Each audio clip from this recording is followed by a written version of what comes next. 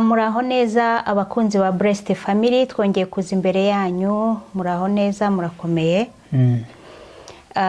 Twongeye kugaruka rero kubwo ibiganiro byacu twiyemeje kujya tubagezaho ndetse twungurana ibitekerezo.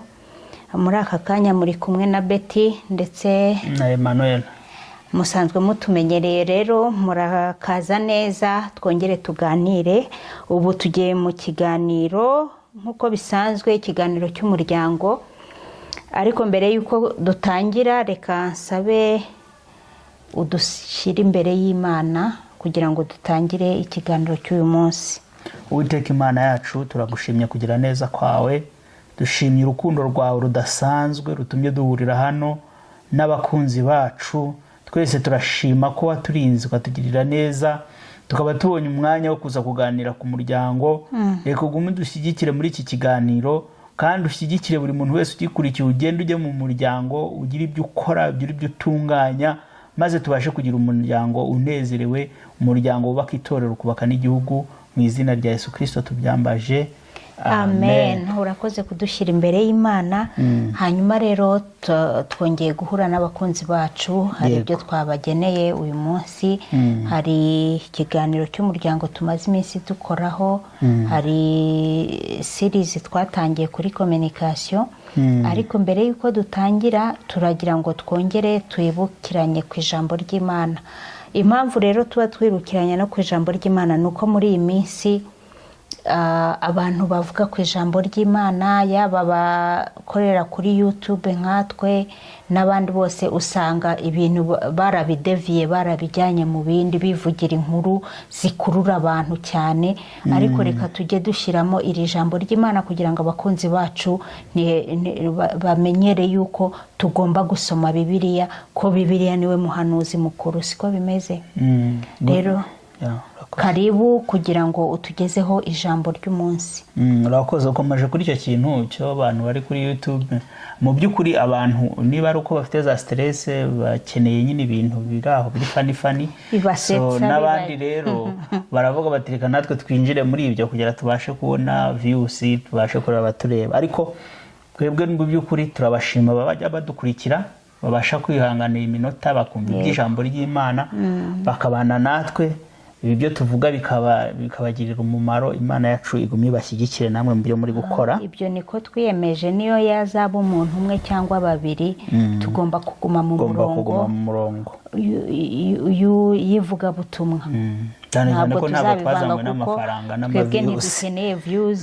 Tuzabona umuntu umwe wishimira ibyo tumubwira bikamufasha, ibyo tuzanyurwa. Views tuzikeneye ku bantu baza kumva ubutumwa, ariko atari zo kugira ngo baza gufashwa n'ibyo turi kubabwira. Urakoze cyane. Reka twibikomejeho bituma mbivugaho. Reka twinjire mu ijambo.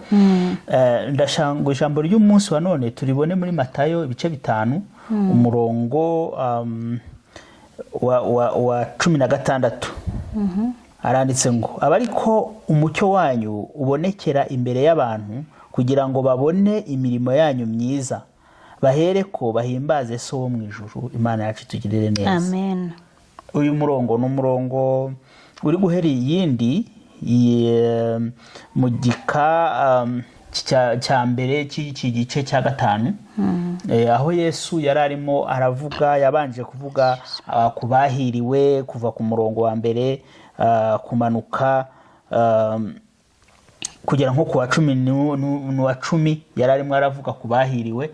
Noneho ayaza kugera no avuga ati ashaka ko abahiriwe, ariko ashaka no kwereka abantu uko bakagombye kumera, uko isi yakagombye kutumenya. Atangira abwira abantu ati muri umunyu, ubundi abankurikiye, abamenye ibyanjye, abashaka kugendana nanjye baba umunyu w'isi. Yego. Arongera arabwira ati kandi si ibyo gusa, muri n'umucyo w'isi. Imana yacu tugirire neza. Iki ni icyigisho kirekire, ariko muri uyu mwanya ni ukugira ngo twibukiranye. Twavuze yuko ntabwo tukigisha, ntabwo tukibwiriza cyane, turahugurana, kuko iri jambo abantu bararyumvisha igihe cyinshi. Ariko turi hano kugira ngo duhugurane bene data, twongere twibukiranye iby'iri jambo, kuko nta muntu ujya uvuga ngo yararihaze yageze iyajya. duhora turya ibitunga umwuka. Ni kimwe n'uko utavuga ati nahaze umuceri ndawurya ubu sinzongera kuwurya, umuryaho gutunga umubiri. Nibi rero hari igihe bigarukaho bikongera bikakuryohera, ukongera ukasanga wenda ushobora kuba wariye umuceri hakazamo ikirungo, ibi bikongera bikagenda neza kurushaho. Urumva rero uyu munsi reka twongere turye kuri ibi bintu Yesu yavuze kuri iki kibwirizwa cyo ku musozi, ariko cyane cyane twerekana umuntu Yesu ashaka, avuga ati unkurikiye yakagombye kuba umunyu w'isi. Aravuga ati rero uyu munyu, ubundi umunyu urashakishwa kugira ngo uryoshye indyo. Ngira ngo no mu gihe cya Yesu niko byari bimeze, kubasha gutuma ibiryo biryoha. Ariko aravuga ati uramutse umunyu umuntu haje akawugura cyangwa se akawushyira mu nkono, ibi ugasanga utaryoshye, ntacyo waba umaze, ndetse byarukurwa no kujugunya abantu bakawukandagira. Kuko umunyu ugizwe n'umunyu kuko hari uburyohe. Nawe mu Kristo ugizwe n'ubukristo bwawe kuko hari icyo umariye sosiyete, hari icyo umariye umuryango w'Imana, hari icyo umariye kingdom, hari icyo umariye ubutware, cyangwa se hari icyo umariye ubwami bw'Imana. Yego, Imana yacu idufashe. Amen. Rero niba ntacyo umaze aho uri, aho usengera, aho utuye, niba nta contribution n'imwe ituma abantu bashobora kugira ikintu kibahindukaho, umeze ntabwo uri umunyu, ntacyo umariye abandi. Birutwa rero nuko ntacyo nyine waba umaze muri sosiyete. Ni ukuvuga ngo igihugu, hari umuntu wajya kuvuga ngo iki gihugu kibereyemo kukigira gute, ni ibintu ndashaka kuvuga. Ariko nuvuga ati kuba mu gihugu nta kintu nawe ukora, nta n'icyo uhindura, birutwa no kutakibamo. Urumva, no muri iyi kingdom, no muri ubu ubwami bw'Imana naho hakenewe abantu baba umunyu, hakenewe abantu b'umucyo. Kandi arababwira ati uramutse uri umucyo, naho umuntu yagushyira akagutwikira ntibishoboka. Umucyo urakomeza. Umucyo naho kandi arakavuga ati naho wawutwikira, waba umaze iki icyo gihe uwutwikiriye? Niba uri umucyo, genda urabagirane, genda abari ku mucyo hano uboneka imbere y'abantu. Umucyo ugomba kuboneka imbere y'abantu. Mu Cyongereza havuga ngo shine, ugomba kugenda ukagaragara. Umucyo rero avugaho ngo kugira ngo babone imirimo yanyu myiza, bahereko bahimbaze so mu ijuru. Icyo nshaka kwibutsa ahangaha nuko muri gihe uri umucyo, mu gihe umurika, umurikisha imirimo yawe myiza. Mu kazi ukora umurikisha imirimo yawe myiza. Mu baturanyi umurikisha imirimo yawe myiza. Aho ugenda umurikisha imirimo yawe myiza. Ahantu abantu bagusanze bagusangana imirimo myiza, iyo ngiye ikagenda ihamya so wo mu ijuru. Amen. Imana yacu tugire neza. Kuko bavuga bati uyu muntu koko n'umurokore, atari ibintu abantu bagenda biyita amazina banayaharabika, ariko bakavuga bati uyu muntu ni umuntu w'Imana. Abandi bakavuga ati uyu muntu ni umuntu muzima, ni umuntu ugaragaraho imirimo ye, ni umucyo. Iyo umugezeho ufite umwijima ntabwo ujya uba ahantu h'umucyo. Umwijima ni gahunda ya Satani. Yego, ntabwo ishobora guturana n'umucyo, ntabwo bishoboka. Nta umucyo wigeze uzibiranya, nako umwijima wigeze uzibiranya umucyo. Ni ukuvuga ngo nugenda umurika, uzereka abantu benshi inzira, uzatuma abantu benshi bava mu mwijima babone n'ab'inzira bakugendereho, kubera ko babonye ufite umucyo. Imana yacu tugirire neza cyane. Iyo mirimo yawe, kwa kundi uzajya gufasha umuntu ukamukura mu kaga, na azabona gushima Imana kubw'umurimo wakoze. Avuga ati Imana yakoze, Imana yandokoye, Imana yankuye muri ibi, nari ngiye gupfa, nari nshonje, nari mbabaye, nari mbuze umwambaro, none Imana ingiriye neza, ikoreye muri uyu muntu, abaye umucyo kuri njyewe. Imana itugirire neza. Nuri mu byaha yigaragura, ukamushyira umucyo w'ijambo ry'Imana, nawe uzaba umugiriye neza. Kandi nawe mwene data, ushobora kujya hano utarakizwa, utazi iby'Imana, reka tugushyiraho uyu mucyo w'Imana, kugira ngo nawe niba utarabona ubwiza bw'Imana, niba utaragendererwa n'umwuka w'Imana, ukugenderera uyu munsi, tukubera umucyo ukuzaniye ijambo ry'Imana, kugira ngo ubuzima bwawe buhinduke, ejo uzongere uzabona ibintu bimeze neza, bitandukanye n'ibyo wari usanzwe umenyereye. Amen. Bene data, ntabwo dutinda, ariko turabibutsa ngo nimube umucyo, nimube umucyo, mumurike imirimo yanyu, murike, maze ababonye imirimo yanyu, maze abagezweho n'imirimo yanyu bahimbaza izina ry'Imana. Imirimo yanyu ntibyo kwihimbaza no kwishyira hejuru. Hari abantu bakora imirimo kugira ngo bababone, kugira ngo babe bitangaza, kugira ngo bavugwe, kugira ngo bashyirwe hejuru, ariko mukora imirimo kugira ngo so wo mu ijuru abe uhabwa icyubahiro. Mu izina rya Yesu niko tubasabiye twisabira, amen. Amen, amen. Imana iguhe umugisha ku ijambo ryiza twongeye kwiyibutsa. Ahangaha tuba turi kwibutsa kugira ngo twongere dusubire mu murongo. Niba hari umuntu wari ugiye gutana yongera agaruke, ko iri jambo riraduhuguye yuko twongeye twibuke yuko turi umucyo, turi umunyu w'isi. Umucyo niko nyine wabisobanuye. Ntabwo uri umucyo, ntushobora kujya ahantu mu mwijima ngo bikunde ko wihisha, ngo umwijima ukuganze, ntibibaho. Ahubwo umucyo uganza umwijima. Imana iguhe umugisha rero ku ijambo ryiza uduhaye. Ntekereza ko abakunzi bacu namwe muryohewe n'iri jambo. Mwongere mwibutse, mushobora gusubira muri iki gice cya Matayo ibice 5, ushaka wahera ku murongo wa mbere ukageza kuri wa 16 nyine, kuko wa 16 nyirizina niwe dusomye. Tujye dukomeza dusome ijambo ry'Imana, niwe muhanuzi mukuru. Amen. Imana iguhe umugisha. Reka twinjire rero mu kiganiro cyacu cy'uyu munsi. Ikiganiro cy'umuryango. Ubushize twariho tureba kuri communication, tukagenda tureba ibice bigize communication, tureba uburyo communication ari ingenzi mu bantu bubatse mu muryango. Ibi ngibi akaba ari ingenzi rero.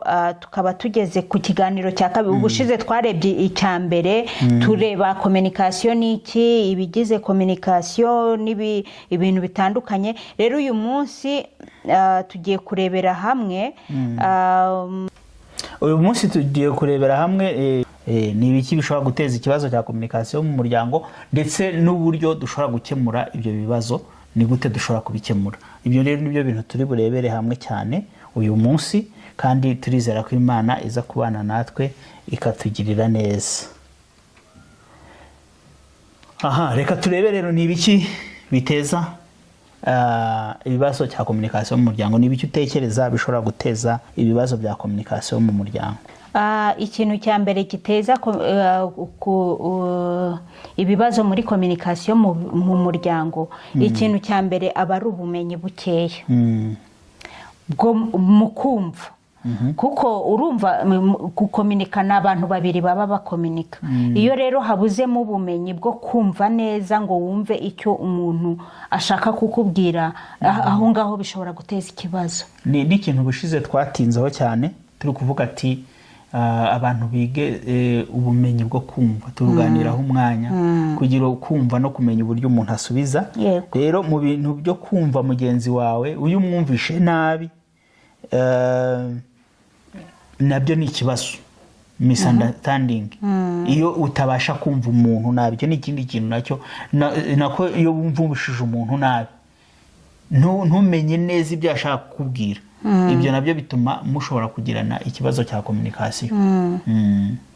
Kandi twabwiye abantu bushize ko tuzadukoresha ijambo communication byo guhana ubutumwa, cyangwa se kuganira mu muryango muri rusange, cyangwa se kugira ubutumwa muhana mu muryango, cyangwa se kuganira. Tuzadukoresha iryo jambo rya communication, batwihanganire. Yego.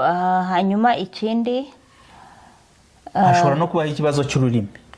Ikibazo cy'ururimi, nk'ubu washakanye n'umuntu utumva ururimi rwawe, ibyo birashoboka. Ibyo ni igihe nyine washakanye n'umuntu utumva ururimi rwawe.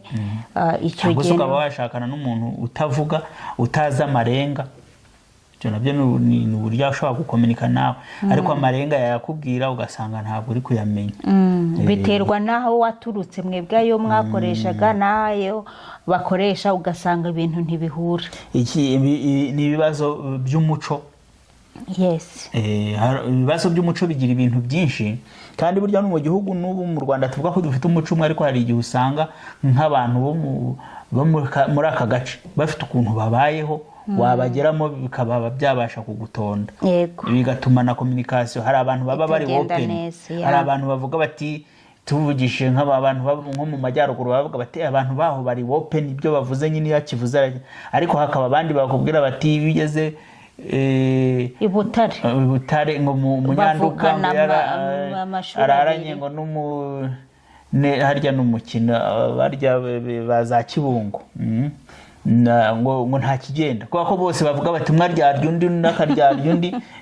So rero ibyo tuntu tw'umuco natwo uko umuntu abayeho n'umuco we usanga noneho iyo mutari mu gihugu mutava mu muco umwe ari nk'umugande undi ari umunyarwanda undi ari umukongomani hari igihe hashobora kuvamo uburyo mutumvikana. Burya kutumvikana mu gukominika n'icyo by'ururimi, ariko n'uburyo n'imyitwarire yawe n'uburyo ushaka muri communication bigira ikibazo. Yego.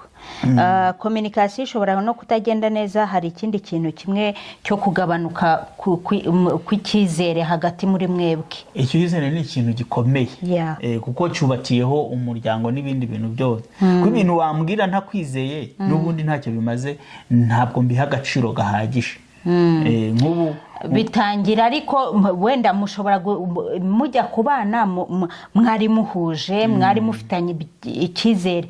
Icyo cyizere rero kijya kugabanuka gute? Kijya kugabanuka yuko hari ibintu bidasanzwe umwe yabonye ku wundi. Iyo icyo cyizere rero cyatangiye kugabanuka, no kubona communication itangira guhinduka. Niba nari nkwizeye nkubwire amabanga yanjye yose, ugasanga noneho ntangiye kwirezerva sinakubwire byose. Ntumbwire byose. Urugero cyangwa se wambwira uti nanyuze kwa runaka, cyangwa se umugabo cyangwa se umuyobozi wanjye twajyanye ngo dusigare mu nama kugeza saa 4 z'ijoro kugira tuganira. Inama yanyu se ni inama ki niba umuyobozi ari umugabo? Ugahita mvuga nti nta nama irimo aho ngaho, kubera ko icyizere cyatakaye, kubera ko ntikizera yenda ko udashobora kuba mu nama, ahubwo wenda ari ibindi bintu wari urimo. Hari ikindi kintu gikomeye cyane, ikintu cy'ihungabana. Ihungabana bitewe naho wavuye, bitewe naho warerewe, bitewe nuko wafashwe mu muryango wari urimo iwanyu. Ugasanga bishoboka yuko wenda mwari mufite umugabo, papa wanyu akaza kwa kundi yaza mu rugo, abana bakirukanka munsi y'ibitanda bakihisha, kuko baba bazi yuko aza akabashihura, ukaba wararwaye trauma muri wowe. Icyo gihe rero bituma no mu muryango wawe ushobora kujyanayo trauma, ukumva yuko ibyo bintu bishobora gukora. N'umugabo wawe ariko azitwara, ko wabonye so yitwara cyangwa ko wabonye nyoko yitwara, ukazagira ngo ni ko umugabo wawe azitwara cyangwa umugore wawe azitwara. Niba hari akantu bigeze bavuga ukuntu umugabo yajyaga ari umuntu wahoraga areba buri kintu cyose, ashaka ko ibintu biba ku murongo, yakwinjira iwabo yabona akantu katari ku murongo akabakubisa umuntu uruki akakugize gute. Noneho umukobwa akura iwabo, bakura bumva se aje, bagahita batenga intebe, bagahita bagira ibintu byose bikajya ku murongo, kuko bari bazi ko nabona ikintu kiri arakubita umuntu uruki. Noneho rero ubwo namaze no gushyingirwa, yakumva umugabo akomanze akabanza akiruka akareba ko ibintu byose biri ku murongo, agahaguruka akajya hirya, akagenda agakingura. Umugabo agakingura abona umuntu afite wasi ari kureba ibintu byose ko biri ku murongo. Mbese yibwira ko abagabo bose bataha ari uko bameze, bareba buri kimwe cyose kitariho bakubita urushyi batambuka. Rero urumva umuntu n'uburyo mwavugana n'uburyo ibiganiro mwagirana bishobora no kugenda nabi. Kubera iki? Kubera niyo trauma afite, cyangwa se nigeze avuga ati abagabo ntibizerwa, ni trauma, cyangwa se abagore ntibizerwa. Icyo wamubwira cyose n'ubundi cya cyizere ntabe yakikugirira, kubera ibi byamuhungabanyije muri we. Ibyo rero ni ibintu bishobora gutera ibibazo mu muryango iyo iyi communication itagenze neza. Hari n'ibindi wenda abakunzi bacu bazabishyira muri commentaire batubwire bati nibi wenda nimwabivuzeho, ariko ibyo ni bimwe mu bintu by'ingenzi abantu bagiye babona bigenda biba mu ngo zigiye zitandukanye.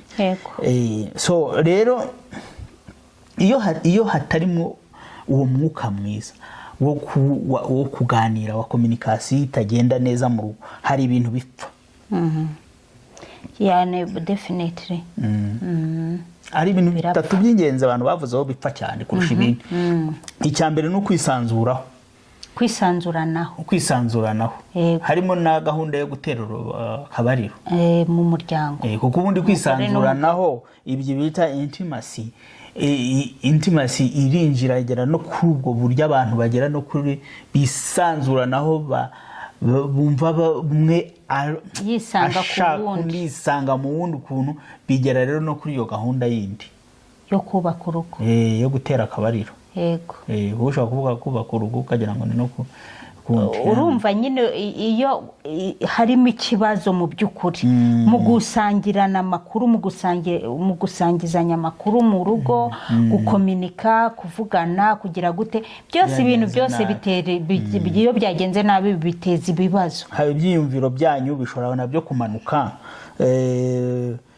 bigatuma rero umuntu avuga ati mugenzi we ntubu kimwishimiye, kubera yuko kuganira ibiganiro byanyu no ibiganiro birimo ibibazo nyine urumva bitagenda neza, urumva no kugira ngo mugere no ku zindi ngingo no kwisanzuranaho biragoye, kubera yuko ntabwo mukingukanye, umutima yanyu ntabwo imeze neza. So rero kugira ngo habe ubwisanzure, kwisanzuranaho, biriya byo gutera akabariro nabyo birangirika iyo communication yanyu itameze neza. Uburezi bw'abana nabwo burahangirikira, kuko usanga mutumvikana neza uburyo umwana agomba kurerwa, ntimuganira ku byo uburyo muri bubigenze, ninde uri bukurikirane se devoir, ninde uri bumenye se, mwahanya amakuru se uburyo abana niba bakoresheje devoir se bari gusubira inyuma. Nk'ibyo byose ntabwo abantu babihanaho amakuru. Noneho hakaba n'umuntu iyo ibintu bitari kugenda neza mu rugo, iyo communication itari kugenda, ugasanga we ashyizeho abana igitsure, arakubita, aragira gute, kubera mbese imihahamukire ye yinjiye kujya ku abana, akaba ari bo bamera nkaho bya bindi bavuga ngo ahinzove ebyiri zirwaniye ngo ubwatsi nibwo ugasanga abana bahagiriye ibibazo. Urumva ibyo bintu byose nyine muri ubwo no muri ubwo burezi bw'abana usanga benshi babahariye abakozi. Impamvu abana na discipline ikabira hindutse, iyo discipline y'abana ihindutse, ibyo byose biba bituruka ku erega muri iyi minsi ikibazo gihari nacyo ni ikibazo cy'igihe. Ikibazo kigiye ugasanga uyu mubyeyi ari gukorera hariya hirya, umupapa ari gukorera hariya hirya, ugasanga barataha bananiwe, ugasanga abana babarekeye ababarera mu rugo, abakozi mu rugo niyo bahagaze, ugasanga ibyo bintu byose nyine amakuru birarangiye filime, ugasanga igihe cyose kirangiye bigenze gutyo, nta muntu ufashe umwanya ngo yite ku byo ashinzwe mu by'ukuri by'ingenzi. Ibyo rero bigateza ibibazo no kuri ubwo burere bw'abana.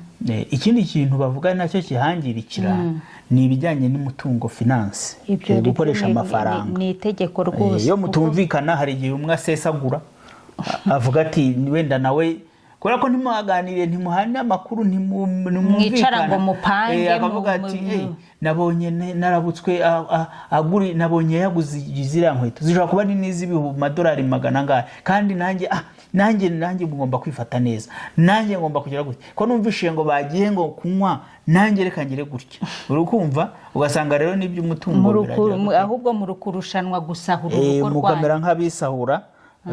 Ndetse hakagira igihe umuntu atangira kubona umuntu atamwizeye, agashyira no ku makonti atazwi, kubera ko ibyo nyine iyo mwatangiye kubona ibintu byo kuvugana neza no kuhuza amakuru bitagenda. Ariko umuntu ageraho gushyira ku makonti atazwi, akumva yuko muri iyi si mwabantu mwe turi abagenzi.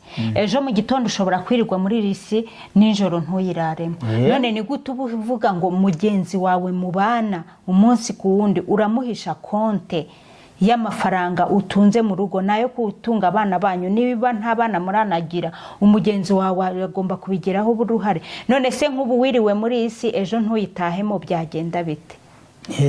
naho ni ikibazo urumva atari gikomeye. ikibazo. Ibyo rero byose bitera ibyo bibazo bituma abantu bagirana icyizere gike, bigatuma umwe ahisha ukwe n'undi ukwe. Ibyo nibyo tugomba gusenga Imana, Imana ikajya itwubakira ingo nzima, Imana ikajya iduha kwizerana, icyizere 100% nk'umugore n'umugabo n'abana, kugira ngo ibintu byacu bigende neza. Komunikasiyo itageze ni nk'ibyo by'amafaranga, hari n'uvuga ati nkupye n'amafaranga yo guhaha akajya yigendera, niba ari ufite ubushobozi, niba ari umugore wari ufite ubushobozi cyangwa umugabo wari ufite ubushobozi, ibyo bintu bibaho, ugasanga ati nawe gerageza ushake, nawe nta nakuvugisha kuko na komunikasiyo ntibirimo, arabyuka akigendera akaguhima gusa. akaguhima. None se guhimana koko mu by'ukuri ku bantu bashakanye, ibyo bintu nibyo tugomba kubwira Satani, turabyanze mu miryango yacu. Urumva rero ibi bintu umumaro wabyo nta wundi ni uwo gusenya. Yego, ubushize twaganiriye kuri skills abantu bagira, ngira ngo nizafasha. skills ni ukuvuga ngo ni ubumenyi abantu bagira. Ahangaha turasa nabongera kuactiva abantu ibintu byadufasha, kuko tumaze kubona ko hari ibintu bisenya, ariko noneho ni ibiki byadufasha kugira ngo ibibazo ku buryo byakwirinda. Twabonye ko ikintu kutumva mu bintu twabonye biteza ikibazo, kutumva ibintu cya listening ni ikibazo. Bitangira nyine aho umuntu atabasha gukurikira mugenzi we uko bikwiriye kugira ngo yumve ibyo ashaka kumugezaho. Muha umwanya mugenzi wawe kugira ngo mubashe kumva, usobanukirwe neza niki muri kuvugana, niki muri kuvugaho. Umuha umwanya umwumve neza. Ikintu cyitwa kumva tuzagisubiramo ko kumva iyo uganira n'umutega amatwi. Ntabwo ari ukumva ko amatwi yara, ni ugutega amatwi, kugira iyo patience, kugira uko kwihangana, ukareka umuntu akavuga ukamwumviriza, ndetse waba utari no kubyumva neza ugasobanuza, kugira ngo n'ibyo uri buze kuvuga biba ari ibintu bitomoye neza. Iki rero ni ikintu cyatuma ibibazo bikemuka, ibibazo bya komunikasiyo bikirindwa, kugira ngo umuryango urusheho kugenda neza.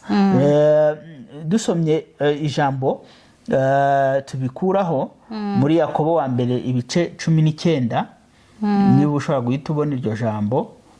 Yakobo wa mbere, Yakobo igice cya mbere umurongo wa 19, zamuka haruguru. Yakobo wa mbere, Yakobo igice cya mbere umurongo wa 19 haranditse ngo, nuko rero bene data bakundwa, umuntu wese yihutire kumva, ariko atinde kuvuga kandi atinde kurakara. Umuntu yihutire kumva atinde kuvuga, n'iri jambo n'ubushize twakoze bijya kumera nkaryo, kubera ko twari turi kuvuga ubumenyi umuntu akeneye, kandi ubwo bumenyi ni nabwo bugomba gukora hano. Ibiganiro bisa naho bijya gusa, ariko mu buryo wenda butandukanye, kuko ahangaha twavuze impamvu zishobora gutuma komunikasiyo ipfa. Turi gushaka rero noneho ikibizura, bishobora no gusa na za skills n'ubundi twavuzeho, bimwe bijya gushobora gusa n'ibyo twavuze ubushizeho gatoya. So rero kuvuga noneho icya kabiri, kuvuga ibyiyumvo byawe, kuvuga feelings zawe, biri mu bintu nabyo bishobora gutuma byakwirinda ko komunikasiyo iba ikibazo. Ni ukuvuga ngo ugomba kureka mugenzi wawe nawe akavuga uko yumva ibintu. Ntumuzibiranye ngo wowe tuvuge niba uri umugabo mu rugo ngo wumve yuko ibyawe ari byo bigomba kujya imbere. Reka buri muntu wese yisanzure avuge uko yumva ibyo akeneye, uko yumva ibintu muri we, uko yiyumva. Hanyuma mwese mwicare mwanarize ibyo byose muri hamwe, kugira ngo mufate imyanzuro hamwe.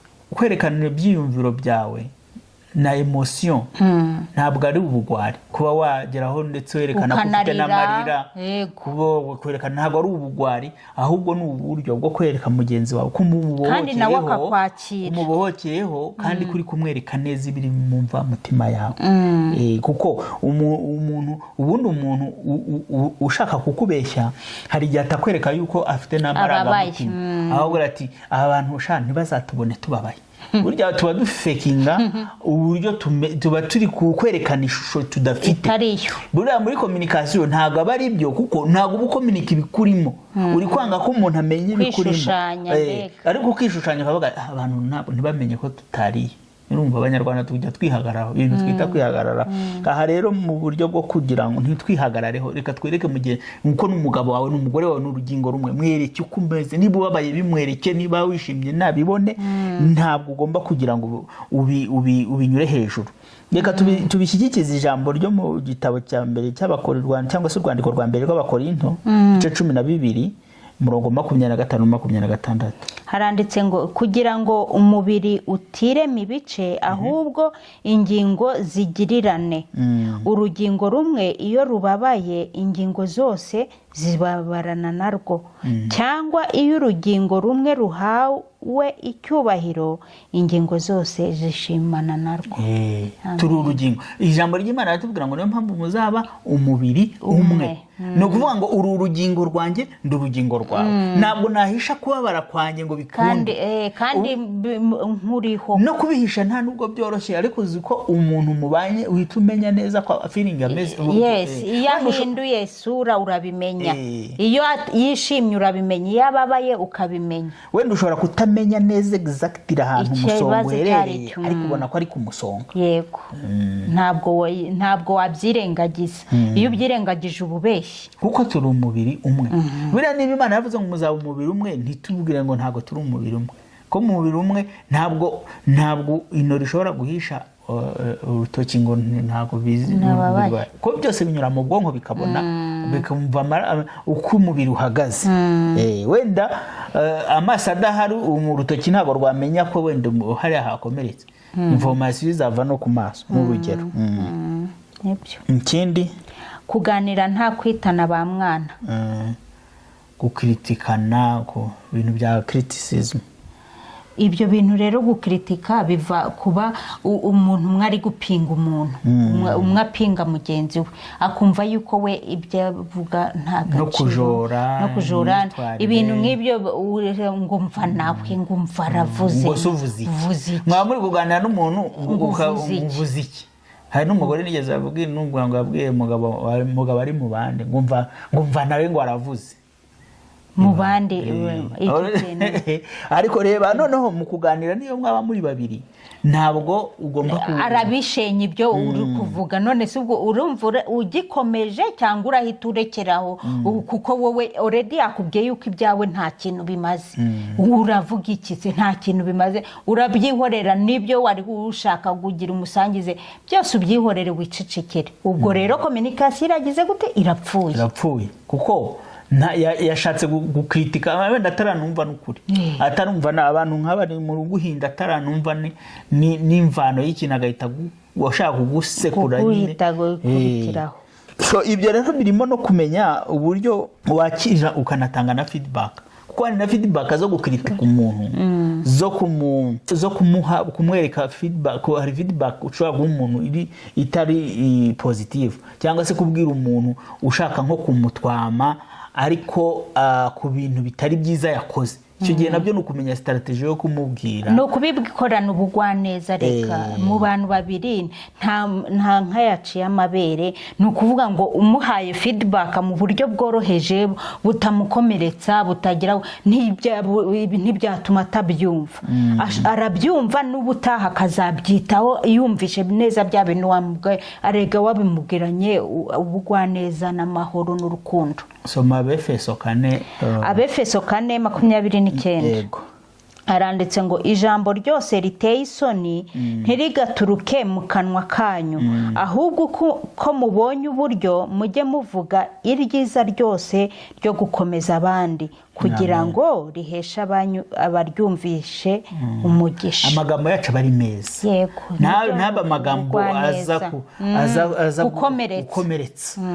Shaka ibituma bintu byoroha, shaka ibituma ahubwo situation ihita iburizwamo niba yari bigenda neza, umwuka wa tension yari hejuru imanuka, icubye bijye hasi, kubera ko ufite amagambo meza, amagambo ahumuriza y'ubugwaneza y'urukundo, rurarema, ruranatwika, rurica. na communication rero kwica biro none n'urwo ruri gukora rero sasa yego guhana igihe gihagije kandi cyiza icyo kintu twiye twanakivuzeho no mu bushize ibintu twagiye tuvuga abantu bakeneye mu rugo ni ikintu cyitwa quality time mukagirana igihe nyine kugira ngo mupange n'iby'urugo rwanyu mubivuganeho neza ntiwihute uhora uvuga gusa ngo uri mu kazi ngo ufite gahunda na bagenzi bawe urimo urugo rwawe umwanya yego ugomba gutanga umwanya hari ibintu bajyaga bahugura abantu b'abapasiteri ugasanga umupasiteri aba mu rusengero yumva ibibazo by'abantu abakristo ahora ku wa mbere yagiye ku wa kabiri yagiye gukiza ibyahariya ku wa kane mfite umunsi wo guhura n'abamama ku wa kane nkura n'abagabo ku wa kane nsengera abantu ku wa kane none ugazasanga iwe byarazambye baramushatse baramubuze ahora agenda ugasanga ku byo kwa pasiteri byananiranye bite nta mwanya nawe atanga ni umugabo mwiza nta kibazo afite ariko nta mwanya ajya agira nawe be baramubuze abantu be baramubuze ntibago bazi niba bafite umuntu cyangwa batamufite so rero ibyo byose ni ukumenya uburyo bwo kubikora kandi neza hakaba ikindi cyo kwitoza kubabarira mu muryango yego niba umuntu akosheje ntabwo ari ngombwa ngo urakare wa mujinya nuremo umwuka mwiza mu muryango ukitoza kubabarira kwibabarira ubundi ntabwo bivuga kwibagirwa ntabwo wibagirwa ibyabaye ariko ahubwo bituma urema umwuka mwiza wirukana ibyiyumviro bibi byari bihari kubera ko igihe cyose utarababarira umutima wawe uburemereye buriya ubabarira kandi agira n'usaba imbabazi twige gusaba imbabazi kuko nicyo niho ibintu byose bipfira ukumva igice kimwe umugabo cyangwa se umugore ntashaka gusaba imbabazi nubwo yakosheje yakoze amakosa ntashaka gusaba imbabazi ashobora kubihindura akabinyuza mu bundi buryo bwo kwerekana ariko ntumubwire icyo gusaba imbabazi kandi gusaba imbabazi ntibibe bya bindi by'umuntu ngo agukubite ngo aze ngo aguhe igitenge bagore bagenzi banjye musenge mwemera ngo kugira ngo umuntu akubwire ko yagusabye imbabazi ntabyo yatuje akanwa ke ngo azabikubwire ahubwo araje akuzaniye igitenge akuzaniye ngo n'uburyo hari uburyo nyine bushobora kubaho nk'uwo hari umuntu buri timide nabyo bishobora kubaho utazi kuba yabivuga ariko ni byiza yuko habamo ikiganiro cyiza kujyana no kuri izo mbabazi umuntu akamenya yuko yazisabye mubivugeho niba atanabivuze akakuzanira igitenge aguhaye gift akweretse yuko byibura yare kuganizinze bya bindi mwaganiriyeho mubanze mubiganireho nta kibazo igitenge kizane azane isakoshi ariko cyangwa se n'umugabo nawe mudamu umuzanire gift umugurire ishati nziza umugurire ipantaro nziza uyimuzanire azabona yuko hari ikintu hari impinduka yabayeho muri wa mujinya mwari mumaranye iminsi 2-3 hari ikintu cyabayeho ibintu bigiye guhita birangira dusomere Matayo 6:14 twumve tubishyikize ijambo ry'Imana. Matayo 6:14 haranditse ngo kuko nimubabarira abantu ibyaha byabo na so mu ijuru azabababarira namwe. Amen. Ni Yesu wabivuze. Ari kwigisha abantu gusenga. Isengesho yigishije aravuga ngo mubabarire ababarenganye. Kubera yuko nta kintu na kimwe gishobora gukoreka hatariho kubabarira. Yego. Kandi data twese natwara tubabarira buri munsi. None se umuntu yaba yakoze ibiki by'ibitangaza bituma utamubabarira. Icyo no kuganira rero. Kumenya iki cya gatandatu ni ukumenya neza mugenzi wawe. Bya bindi byo ko twabonye yuko umuntu amateka aho yavuye umuco ibyo bisaba yuko noneho yirute umumenya neza. Ibyo ngibyo nyine muri bya biganiro byose twanakoze buriya umuntu bugomba no kuba umuzi mu gihe muri icyo gihe umuzi niba bya bindi bya trauma twavugaga ibintu nk'ibyo byose niba uzi bikomere nk'ibyo byose yagiye acamo nawe bimufasha kuba ukamutwara neza mu buryo bworoheje bumufasha bumushyigikira ndetse birwanya na ya trauma umutima unamenya n'agapu, umenya n'icyuho gihari. Ese uyu mwana ni umukobwa utarabonye se, utarabanye na se, se ni umukobwa wenda wabanye na se w'umusinzi, se ni umukobwa wabanye na nyina ari indaya, ese ni umuhungu wakuriye mu rugo se arwana akubita, yabonye se nyina ari umusinzi, ni umuhungu se wa ibintu. Ibyo byose kugira ngo bimenyekane hagati muri mwebwe nuko n'ubundi haba habayeho communication yo kubiganira. Ibi byose ni ibiganiro, byose biri kugena mu biganiro. Abantu bajya kubana ko bagira kubohokana, bakavugana ku mateka yabo. Ibyo birafashanya, biragufasha kuko ubona umuntu niba yarabayeho mu bukene akaba akize, ugomba kumenya uwo muntu ko azi ukuntu azitwara n'umuntu wavuye kera mu bukire kuzamuka. Abo bantu bazitwara ku buryo butandukanye. Nubona arya byinshi cyane akarura urusane rw'inyama akazuzuza atarahaze, mureke rwose umufate umufashe azabihage cyane rwose. Ibyo ngibyo niko bintu biba bimeze. Iyo yose ni communication iba yaratambutse. Bene data mujye mufashanya kugira ngo mugendane hamwe mwaganiriye ibintu bihamye mu rugo. Ikindi twashishikariza gituma communication igenda neza mu bakristo, gusengera hamwe. Nk'umugabo n'umugore kugira igihe mugasenga, haba mu ijoro cyangwa se igihe mwahitamo mu gitondo, igihe cyanyu muvugana cyo gusengera hamwe, muba muri hamwe, icyo gihe kirafasha.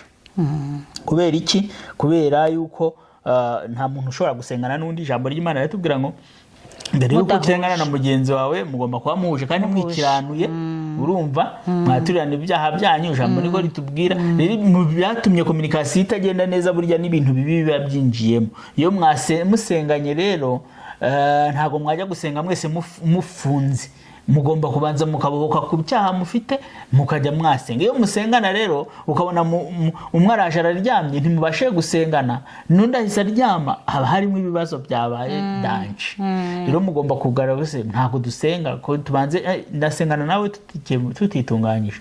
Urumva, ibyo rero bikaduhubatira. Somere Yakobo 1:5 twumva iki tubwira ngo ariko niba hariho umuntu muri mwe ubuze ubwenge, abusaba Imana iha abantu bose itimana itishama, kandi azabuhabwa. Dusaba ubwenge mu isengesho.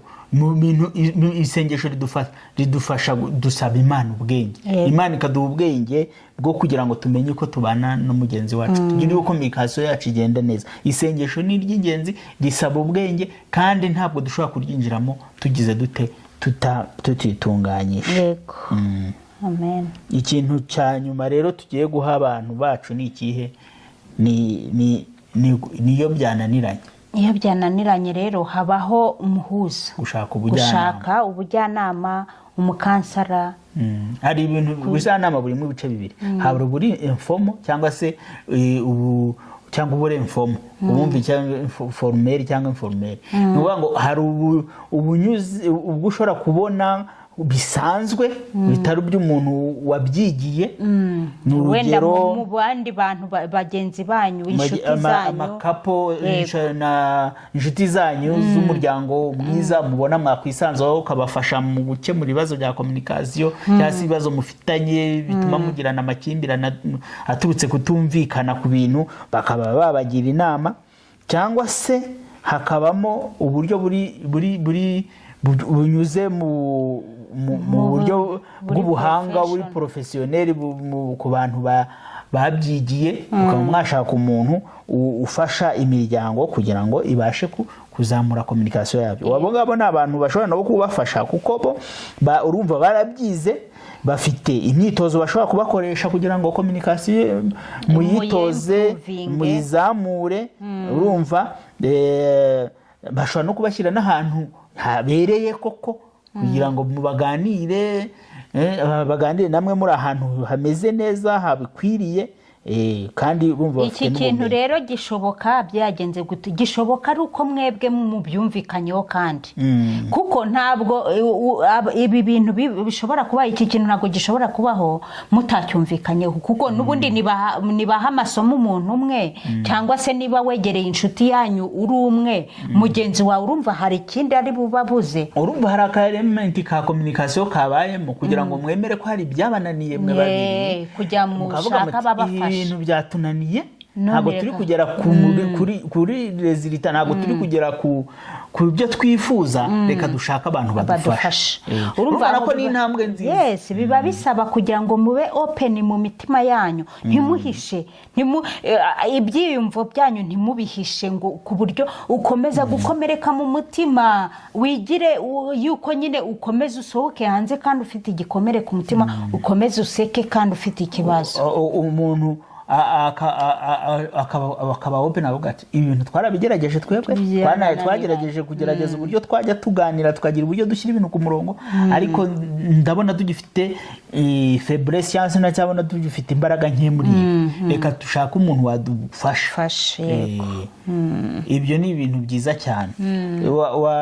Hari ijambo ryo kubiherekeza mu Migani 20, Imigani 20 umurongo wa 18 haravuze ngo imigambi yose ikomezwa n'Imana, kandi uzajye gusembura intambara ufite inama z'ubwenge. Uzajye gusembura intambara ufite inama z'ubwenge. Nuvuga ngo inama zirakenewe mu by'ukuri. Ufite inama z'ubwenge. Ufite inama z'ubwenge.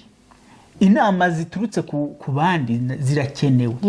Iyo ibintu ubona ugiye kwinjira mu ntambara utari buneshe cyangwa se niba buri buneshe, ariko ukaba ufite ama-strategy, ukabona yawe ashobora kuzagira ikibazo, ishaka inama.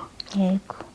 Kuko inama ni ikintu cy'ingenzi giturutse ku muntu wizeye, umuntu ufite ubushobozi bwo kuba yakugira inama.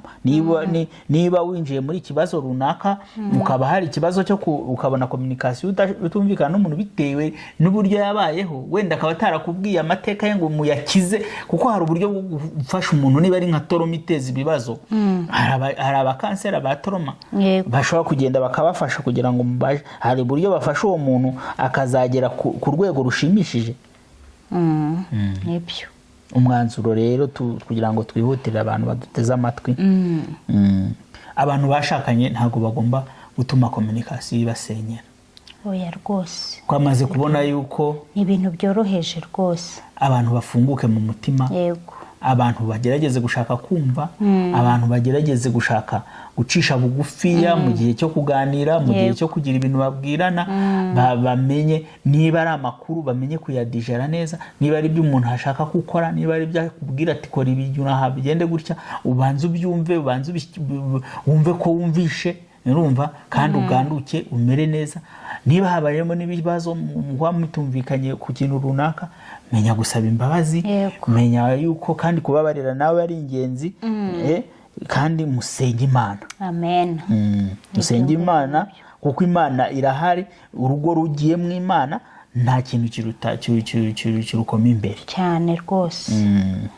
Kandi buri muntu agira umuhati, ntibibe ku ruhande rumwe gusa, ntibibe ku ruhande rumwe, kuko hari igihe iyo umuntu mu rugo usanga umuntu umwe ari we ushyira ibintu mu muhate wenyine, aravunika wenyine, usanga nta nyungu bifite.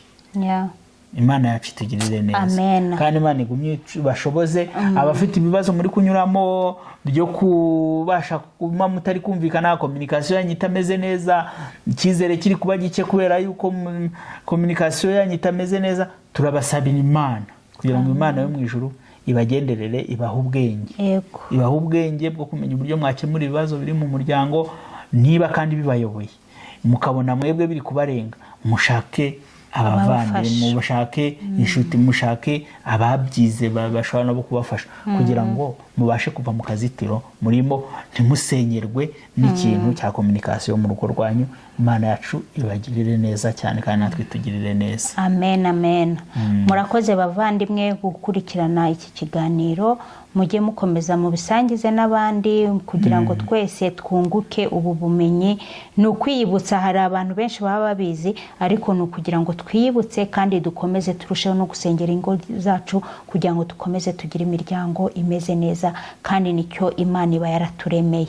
Imana rero ibahe umugisha kandi bakomeze, tuzasubira ubutaha. Shalom, shalom.